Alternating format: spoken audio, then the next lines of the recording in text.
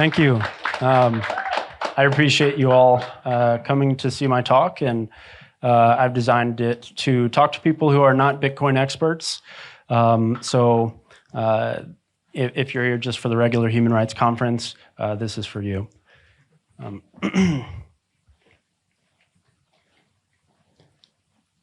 That's a different slide. So today, going back one. Uh-oh. That's all right, I can go from here. All right, so I'm going to show you how to spend Bitcoin, use Bitcoin, and ultimately to potentially live on Bitcoin. So my name is Matt Ahlborg. I'm a data analyst in the Bitcoin space. I've been working in the Bitcoin space for quite a few years now. I'm also currently head of research at bitrefill.com. In my time in researching Bitcoin, I've specialized in looking at utility usage of cryptocurrency in emerging markets. Most people in the West understand Bitcoin to be this thing that you buy and then you just let it sit for a while, and then hopefully its value increases and then you sell. That's not the type of thing that I look into. The type of things that I look into are people who acquire Bitcoin to solve problems that they have in their daily lives. They use Bitcoin to do things that the traditional financial system does not allow them to do. In my time doing this, I've interfaced with a small handful of companies that specialize in catering to emerging market users. I've built relationships with these companies to understand their insight on the activity that's taking place. And I've also, most importantly, talked to a lot of the users on these platforms, countless users over the last few years. I was trying to count the number this morning, maybe in 40 different countries. I've spoken to people who use Bitcoin to solve problems in their daily life. So this collection of use cases, I believe they revolve around this central idea of the idea of the sovereign individual. And whether they realize it or not, we're entering into an age where there is a small number of people who are becoming self-banked. They're becoming, to some degree, stateless, where they don't belong. They may live in a country, but they don't have all of their money inside of that country. They might store their money on the internet, things of that nature. This book here is pretty famous in the Bitcoin circles. But essentially, it asserts that as technology advances, the nation states are going to be losing power, and productive individuals will be gaining power. And this will unfold over the next couple of centuries. So before we get into the meat of the presentation, I just want to this is a chart from my website, usefultulips.org. It measures trading activity on a couple of important Bitcoin trading platforms all around the world in over 185 countries. The point that I want to make is that Bitcoin is much more widespread than even I can imagine, and I do this on a full-time basis. We are all born with blinders on based on the class that we are born into, the country that we are born into, the languages, the limited number of languages that we speak. Over time, I've learned that there are things that are happening in countries and talked about in languages that I would have never known that these things were happening unless I was looking at the data and kind of figuring out what was happening that way. So this is just an example of the African currencies that are trading on these particular platforms. These are not just the big African countries. These are a lot of the smaller African countries: Botswana, Malawi, Swaziland, Namibia, etc. These countries are all on a daily basis. They have Bitcoin trades taking place, and again, most of the time, it's my belief that these are trades that take place because they're helping people solve problems. It's not trades to, just speculate on the price of Bitcoin.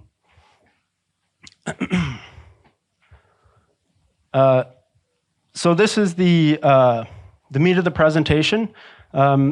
Again, we're starting with the base case that maybe you're somebody who's heard of Bitcoin and you happen to pawn some Bitcoin. Maybe you have a family member who traveled to another country and they're sending you Bitcoin back as a form of remittance. Maybe you did some work online and the payment method was Bitcoin. One way or another, you came upon this Bitcoin. How do you translate this Bitcoin into food? How do you translate it into paying bills, providing for yourself, for goods and services in the real world? I'm going to talk about 4 different ways you can achieve this. So first will be the bank-connected crypto exchanges. Second will be online peer-to-peer crypto exchanges. Third will be gift cards and payment vouchers.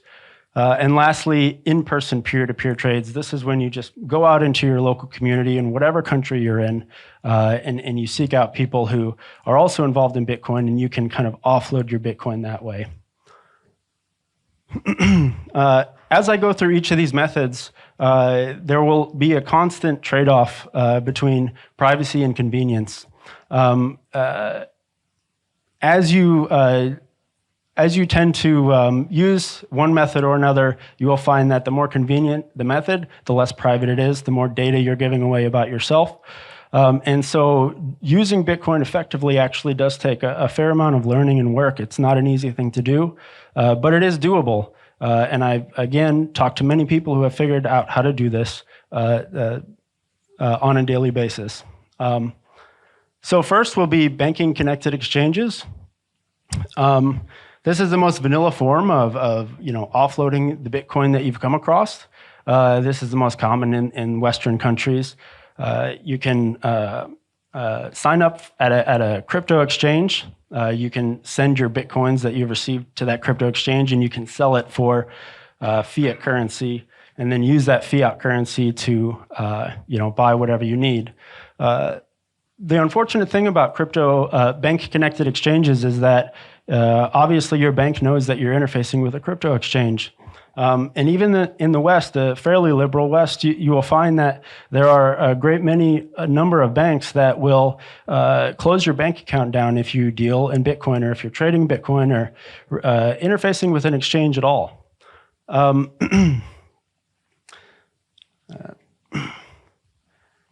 So next, another thing I want to bring up is bank-connected exchanges are actually only available to maybe 40% of the world. For the other 60%, they live in a country that doesn't have a single exchange that connects to the local banking infrastructure there, because the government prevents those crypto exchanges from getting permission to operate with the local banks. So the next option would be peer-to-peer Bitcoin exchanges. So these are, the best way I describe it is they're kind of like a Craigslist, where you show up on this website and you either have Bitcoin to sell or you're seeking Bitcoin to buy. And these websites serve as matchmaking services, where whatever country you're in or whatever currency you're trying to acquire, for example, if you're selling Bitcoin, they will line you up with a great number of traders who are wanting to do business with you. So in this case, for example, this is one popular peer-to-peer exchange. In Venezuela, we're assuming that we are inside of Venezuela. However, this website is hosted in Helsinki, Finland, in Europe. You can go into the exchange and you can say, I'm in Venezuela, and I have Venezuelan bolivars that I would like to receive in exchange for my offloading of the Bitcoin. It'll bring up a list of these traders. Because these are peer-to-peer exchanges, the payments will be sent between the peers. And so the exchange really doesn't have much in the way of recourse if there's some sort of foul play taking place.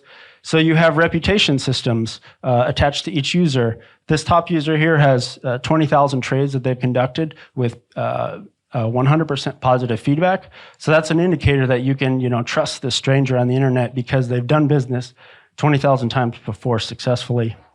There are other considerations. Obviously, each of them is going to give you their price of the day, and each of them only pays to a certain bank account. So in Venezuela, I believe there are 3 big banks. So if you are looking to sell your Bitcoin and receive bolivars to your particular bank account, you need to find a seller on here that has the ability to send to that domestically. The other thing you should consider is that while, for example, this involves a local domestic bank transfer, the local banks in Venezuela actually don't know that Bitcoin is even involved in this trade. This website, again, is hosted on the internet in Finland. And so from the perspective of the banks, they just see random bank transfer taking place, which is important.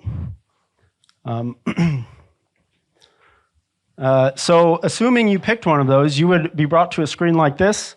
On the right-hand side is just kind of some notes from the trader saying, the terms of the trade. You would say, I have this much Bitcoin to sell. This is how much currency I'm going to receive. And then once you decide to execute the trade, that person would have a certain amount of time to send Bitcoin to you through a domestic bank transfer. Once you sign off OK on that, the exchange would send Bitcoin from your wallet into their wallet, thus completing the transaction. This is another popular peer-to-peer Bitcoin exchange, Paxful. I believe they're here today, and I'm sure that some of you have become familiar with what they do. But this is a simulation of somebody in Kenya trying to sell Bitcoin for local Kenyan shillings. In Kenya, oftentimes a large percentage of the population is still doesn't have a formal bank account, but they do have a lot of mobile money wallets. So over here, Paxful has these great filters where you can say, I would like to be paid into X, Y, or Z mobile money wallet. And so the trade then takes place that way. Additionally, you have this filter here where you can try to search for somebody who's willing to meet you in person, where you actually show up somewhere in the real world and you conduct the trade that way. You'll notice that there's certain blockages based on which trades you have the option of doing business with. So the peer-to-peer exchanges themselves, as well as the counterparty peers, in some cases require you to upload your documentation to do the trade. But as I said before, if you're uploading documentation to these peer-to-peer exchanges, oftentimes they're not located in the jurisdiction that you're afraid of. So if you're a Venezuelan and you're conducting trades on a platform like this, you're uploading your identity documentation to the company, not to the government of Venezuela. And in most cases, these companies are not, releasing this data to these governments. So this is a way for you to comply with the regulations of the companies and the jurisdictions that they reside in, while still avoiding releasing your information to your own government. This is just another example of a peer-to-peer exchange. In this case, we're simulating somebody in Pakistan who wants to buy Bitcoin using their own Pakistani rupees. And then lastly, we have a decentralized peer-to-peer exchange. This is actually a piece of software that you can download, and it doesn't require you uploading any sort of identity documents. It finds you a peer. It's a protocol that finds you a peer to trade with. The drawback of this type of operation, though, is that it is more technically complex to use. You have to download a piece of software. You have to know how to use Bitcoin in a way that these other exchanges kind of abstract away from to make it more user-friendly. And as a result, exchanges like this, while they do have some trades that take place, that are far less than the more popular peer-to-peer crypto exchange, peer-to-peer Bitcoin exchanges like Paxful and Local Bitcoins.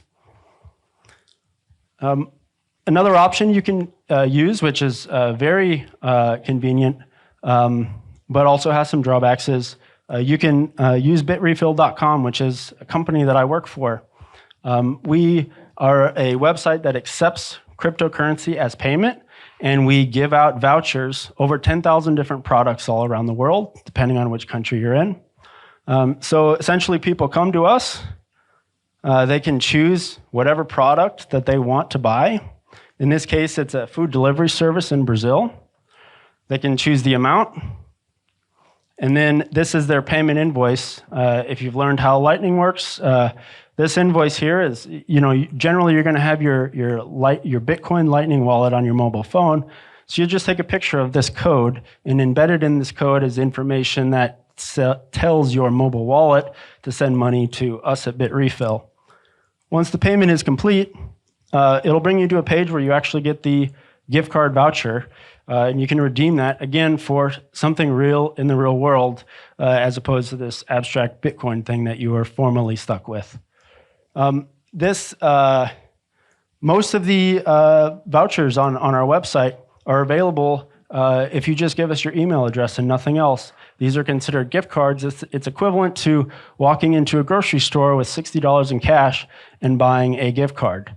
This is a very convenient, very private way to use Bitcoin to convert to things in the real world. The biggest drawback of BitRefill is while we have 10,000 products, in some countries we still don't have that great of products, honestly. So it's only for certain countries, and we're obviously working all the time to change that, but that's that. Another option which is coming online recently are prepaid virtual debit cards. So there's a few companies in the space that are allowing people to, under some circumstances, with only their email address and Bitcoin as payment, they can receive a virtual card to spend either in, depending on the company, this Visa card may be only spent in the United States. But for other companies, you can get a virtual Visa card that will work anywhere Visa works in the world. So AirTM, for example, you can bring crypto, $10 worth of crypto to them. You can get a $10 Visa card, and whatever country that you live in, it will convert that $10 to the local currency at the Visa network exchange rate, and you can buy any goods in that country that you need. There are also other kind of like second-tier websites which, they might be sourcing these cards in unofficial ways. A lot of this stuff is really in a gray area because these companies like Visa have not worked with Bitcoin before. And you can see the note here. It says to redeem the card, it can only be opened from the United States. And then it says feasible with a VPN. So they're basically kind of telling the user like, hey, if you use this country from a IP address outside of the United States jurisdiction, it might be invalidated. And like I said, these are, I believe, all of these companies have a tenuous relationship with the Visa network. And so I'm very hopeful that it will continue to improve, but there are risks in doing business this way. Lastly, finding a local connection.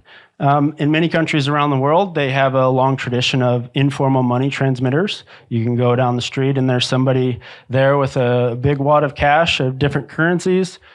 These types of people, while they traditionally have dealt with,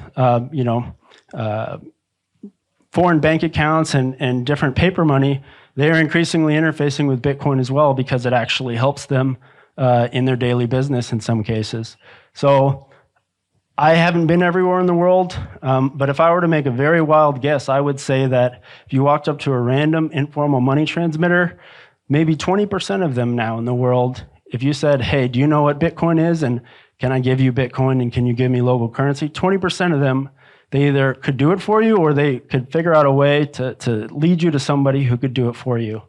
Highly situational depending on the country, but this is what I found in talking to a lot of people is that Bitcoin has kind of embedded itself in these informal money transmitter groups. Next, if you don't know of these informal money transmitters that you could go to, you could go online and you can find these Bitcoin communities online. On the left here is Nairaland, which is like basically the Craigslist for Nigeria. You just go there, you search Bitcoin as a term, and you can see in what sections of the website Bitcoin is being discussed. You can kind of learn where to go from there. In the middle of Rivalico, this is kind of the Craigslist of Cuba. There's all sorts of Bitcoin trading happening on this website. And again, it's all very reputation-based. You need to kind of know who you're interfacing with. There's a lot of scammers out there who are kind of, promising they're going to give you money if you give them Bitcoin. So you need to have your scam radar up, but it does work. And then over here, Bitcoin Argentina, which is a Facebook group. There's all sorts of Bitcoin use cases that are posted there on a daily basis that can really teach you how to use Bitcoin to convert it into the real world. I think a couple weeks ago, I saw somebody instructing somebody else on how do you buy a house using Bitcoin while also having a nominal amount of Argentine pesos to show the legal transaction, but on the back end, using Bitcoin as a way to kind of increase the payment without the government authorities knowing. If those fail, you can just go to kind of techie places. I really believe that we've gotten to a stage where if you walk into a room and there's 10 nerds, 2 of them will have interfaced with crypto by now, and you can start there and learn. As I mentioned a few times before, but you need to practice good judgment when you're out in the community. Almost everybody that I've interviewed, they learn about Bitcoin from somebody that they trust. Maybe it's their cousin or some family friend or something like that. At the bottom here, you also need to familiarize yourself with, general internet privacy stack using VPNs, the Onion router, and as well as Bitcoin privacy tools like coin mixing. I would call that, advanced. It's not that hard to use, but there's a lot that you've learned already. So, yeah. How much time do I have left? Not much. All right. Well, so this is, in my interviews over the years, this is kind of what really makes this real to a lot of people. These are 5 really interesting ways that people have used Bitcoin in various countries. So I met a Kenyan freelance software developer. He actually didn't know anything about Bitcoin when I talked to him the first time. I taught him how to. He's a freelance software developer. He works for Circle CI in San Francisco. They were paying him via a bank transfer. It would take several weeks to process. He would lose money on the exchange rate. I told him how to use a service called bitwage.com. He now gets paid way faster and for a slightly better exchange rate. This is a professional level person who has now kind of realized the value of Bitcoin. I've talked to quite a few migrant Venezuelans who have left their home country. They start earning money in these countries that they fled to, and then they convert. Using peer-to-peer exchanges, they convert that new currency, that local fiat currency in their host country, and they send the Bitcoin back, and the Bitcoin is sold for Venezuelan bolivars to feed their family. This is happening. It's very hard to know how much this is happening, but I believe it's happening so much that it's truly potentially changed the destiny of the entire country. That's how many people are using Bitcoin or stable coins as a form of remittance. Third is, I talked to a Zimbabwean used car salesman who also didn't know or care anything about Bitcoin until he figured out that he could buy Bitcoin locally in Zimbabwe, bring the Bitcoin to a Japanese used car website, and use it as a payment to buy like $3,000 used cars and have them shipped to South Africa, where he would pick them up and roll them across the border into Zimbabwe so he could sell. The reason why he couldn't use his local banking infrastructure is because Zimbabwe prevents people, unless they have special permissions or licenses, to use local money to purchase things on the international market. Vietnamese upper middle class Vietnamese women shopping online to buy brand name clothing that is not accessible in Vietnam, or if it is accessible, it's more expensive due to tariffs and other import controls. So they use Bitcoin to buy gift cards, and then they use the gift cards on the US or the UK website, and then they have the clothing shipped back to Vietnam. And it actually, through that arduous process, still turns out to be cheaper than buying it locally. And lastly, I never talked to these folks, but I saw it in the data, and that is that Cuba has this massive program where they import medical students into their country and teach them how to be doctors and nurses and such. I found a cluster of young Congolese people inside of Cuba who were acquiring Bitcoin, and they were using the Bitcoin to buy phone data for their families back in the Congo. So another amazing thing that you would never imagine could happen is happening, and they kind of taught themselves how to do this, So this is the last slide, I promise. This is a chart of a single user on Bitrefill. The x-axis is a time period of about a year. The y-axis are different products on Bitrefill, and each dot represents a particular product that they bought. So the size of the dot corresponds to the size of the dollar or the euro value of the transaction. The color is like the type of product, but you can see that this user is buying gaming cards. They're buying flight tickets on Bitrefill. They're buying hotel stays at Bitrefill. They're buying a ton of food delivery, iFood in Brazil, almost a couple times a week. They're buying restaurants. They're buying shoes using crypto. So this is an example of the sovereign individual that I talked about, where it's very likely that this person has the majority of their net worth outside of the banking system in Brazil and in the crypto economy. And this is just the first hints of what I think are going to become one of the most impactful things that will happen this century. So, yep, and that's it.